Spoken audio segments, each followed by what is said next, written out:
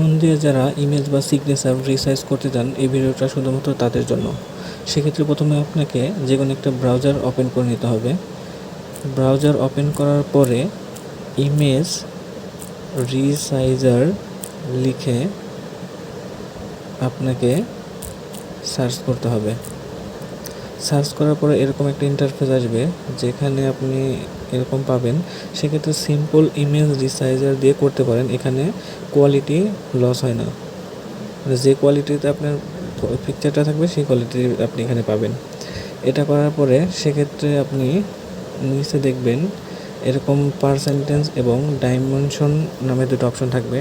যেহেতু আপনাকে রিসাইজ করতে হবে, সেক্ষেত্রে ডাইমেনশন অপশনে যেতে হবে। ডাইমেনশন অপশনে যাওয়ার পরে সিলেক্ট ইমেজ এ কম্পিউটার, এখানে গিয়ে আপনাকে ইমেজটা সিলেক্ট করে নিতে হবে যে ইমেজটা আপনি রিসাইজ করতে চান। এরপরে কিপ আসপেক্ট রেশিও, এটাকে আপনাকে বন্ধ করে নিতে হবে, যেহেতু আপনি ইমেজ রিসাইজ করতে চাচ্ছেন।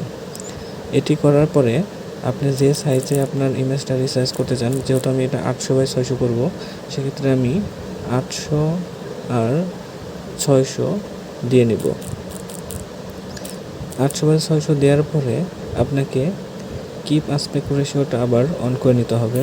অন করার পরে রিসাইজার অপশনে গিয়ে ক্লিক করলে আপনার ইমেজটা রিসাইজ হয়ে যাবে।